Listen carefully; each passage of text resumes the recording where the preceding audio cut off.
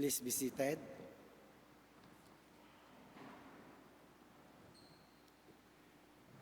Today's proclamation of the Word of God is in the book of Malachi, chapter 3. Your words have been harsh against me, says the Lord. Yet you say, what you have spoken against you, you have said, it is useless to serve God. What profit is it that we have kept his ordinance, and that we have walked as mourners before the Lord of hosts? So now we call the proud blessed. For those who do wickedness and raised up, they even tempt God and go free. Then those who fear the Lord spoke to one another, and the Lord listened and heard them. So a book of remembrance was written before him for those who fear the Lord and who meditate on his name. They shall be mine, says the Lord of hosts, on the day that I make them my jewels, and I will spare them as a man spares his own son who serves him. Then you shall again discern between the righteous and the wicked, between one serves God and the one who does not serve him. The word of the Lord. Please stand for our responsorial psalm, Psalm 1.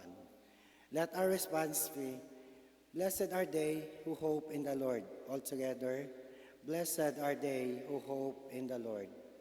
Blessed is the man who walks not in the counsel of the ungodly, nor stands in the paths of sinners, nor sits in the seat of the scornful. But his delight is in the law of the Lord, and in his law he meditates day and night. Response: he shall be like a tree planted by the rivers of water, that brings forth its fruits in its season, whose leaf also shall not wither, and whatever he does shall prosper. Response: the ungodly are not so, but are like chaff which the wind drives away. For the Lord knows the way of the righteous, but the way of the ungodly shall perish. Response: glory be to the Father, and to the Son, and to the Holy Spirit. Is now and ever shall be, world without end. Amen.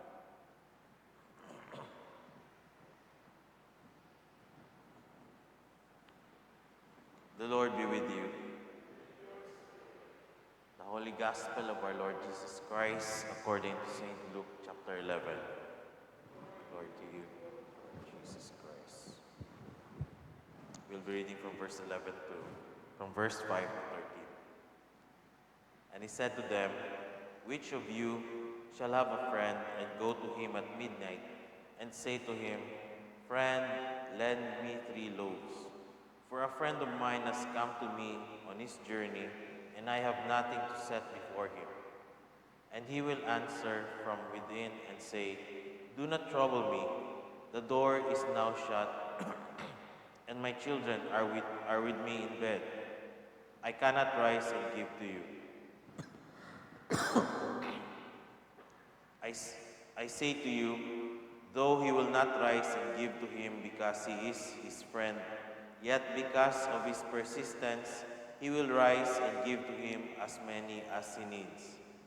So I say to you, ask and it shall be given to you. Seek and you shall find. Knock and it will be opened to you.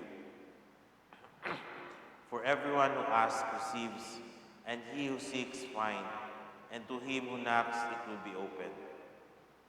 If a son asks for bread from any father among you, will he give him a stone? Or if he asks for a fish, will he give him a serpent instead of a fish? Or if he asks for an egg, will he offer him a scorpion? If you then, being evil, know how to give good gift to your children, how much more will your heavenly Father give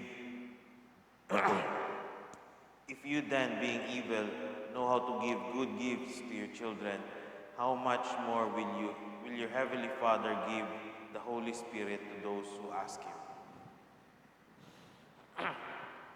The Gospel of the Lord. Please be seated.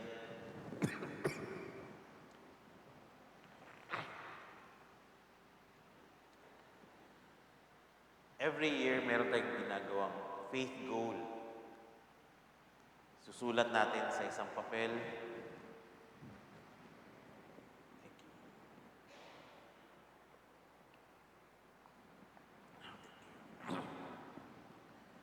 Every year, meron tayong ginagawang faith goal.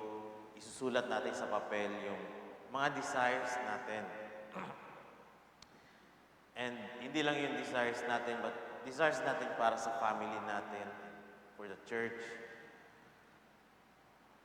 And lalagay natin dito sa ilalim ng altar. One time may ginawa akong faith goal na kakaiba. I printed limang images nung gusto ko. Pinrint ko, dinikit ko siya sa wall ng kwarto ko, so that every time I wake up, or every time nakahiga ako, or before ako matulog, nakikita ko siya and I would pray for it. And then, excuse me, after a few years, hindi ko pa rin natanggap yun, and kailangan ko lumipat ng kwarto, i-renovate yung bahay, and hindi ko na nakita yun. But from time to time, I would pray for it. And kuminsan, nakalimutan ko na rin. Kuminsan, isa lang yung napipray ko. But for the span of 10 years, since nilagay ko yun, unti-unti dumating yung 5 bagay na yun. And ang maganda pa, iba yung hinihingi ko, but God would give me something better. Mas maganda pa. And meron din, same quality, pero mas mura. And mas mura siya ng 20%. Ang laki ng binaba. I'm telling you this kasi doon natin makikita kung gaano kabait ang ating Ama. Binigay niya, He would provide for us something na mga kailangan natin, yung gusto natin. But first, we need to ask for it. God is already giving. Andyan na yan prepared na yan Actually, yung mga desires natin na yon, it was God who put that in our hearts. Kasi on our own, we don't know na kailangan pala natin yun. Hindi natin alam na need pala natin. That is why God is putting those desires in our hearts so that we would ask Him for it. Ganon kabait yung Ama natin. Hindi natin alam kung ano kailangan, but He has already provided it for us. Pero ayaw din niya na maging tamad tayo. He wants us to ask. He wants us to seek. He wants us to knock. Kaya, meron din tayong part. God has already done His part. He has already provided it. Pero yung part natin is to ask for it. I-pray natin. Kailangan meron tayong pananampalataya na matanggap natin yung bagay na yun. That's why, sinasabi niya, ask. So, ibig sabihin, we need to pray for it. Kailangan natin ipagdasal. Kasi, He has already provided it. Amen? Stand.